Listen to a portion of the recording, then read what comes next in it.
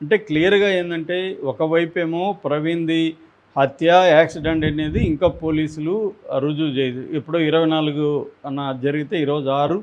So, దాదాపు ఇంకొద్ది 2 రోజులు పోతే 2 వారాలు అయిపోతుంది.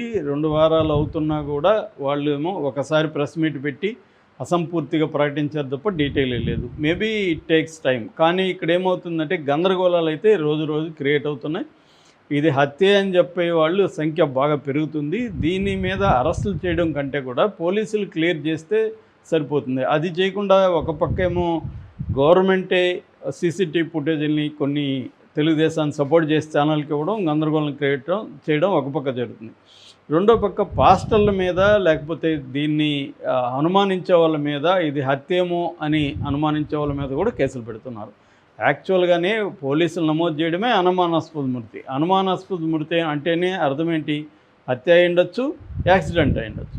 అలాంటప్పుడు ఒక వ్యక్తి ఇది అనుమానం వ్యక్తం చేశాడనుకో హత్య అయ్యుండొచ్చు అని, తప్పేముంది? దాంట్లో ఉన్నదే కదా, ఆల్రెడీ వాళ్ళు పెట్టిందే కదా.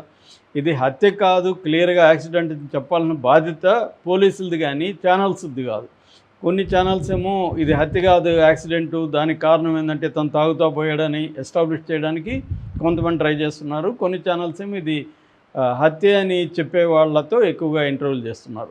సో ఈ ఓవరాల్ దీంట్లో ఇప్పుడు పాస్టర్ అజయ్ అరెస్టా లేకపోతే కిడ్నాప్ అనేది ఇంకా క్లారిటీ రాలేదు. పోలీసులు కానీ అనౌన్స్ చేయకపోతే ఇది కిడ్నాప్ అనే భావించాల్సి వస్తుందని కేఏ పాల్ చెప్తున్నాడు. దీని మీద హెబియస్ కార్పస్ కూడా మేము కోర్టుకి వేస్తామని చెప్తున్నాడు. ఎందుకంటే అజయ్కి ఆల్రెడీ థ్రెట్ ఉంది. ఆయన ప్రవీణ్ మృతి తర్వాత మాట్లాడుతూ ఈ హత్య ఎవరు చేశారో కూడా ఆయన చెప్పాడు, ఎవరు చేయించుంటారు అనేది కూడా ఆయన చెప్పాడు. కరుణాకర్ సుగుణ అనుకుంటా, కరుణాకర్ శివశక్తి ఛానల్ అతను చేసి ఉండొచ్చని, అట్లాగే ఇంకొక రాధా మనోహర్ దాస్ అని వీళ్ళిద్దరు పేర్లు అతను చెప్పాడు.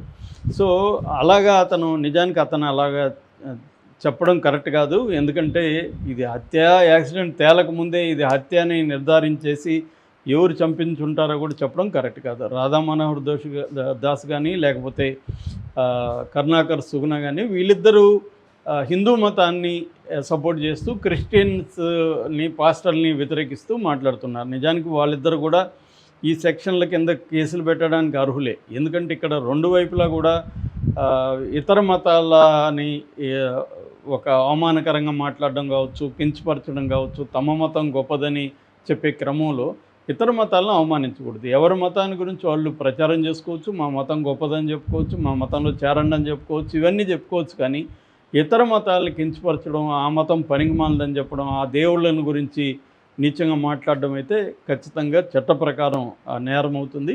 ఈ అజయ్ బాబు కూడా రెచ్చిపోయి మాట్లాడుతూ ఉంటాడు ఇతర మతాల గురించి.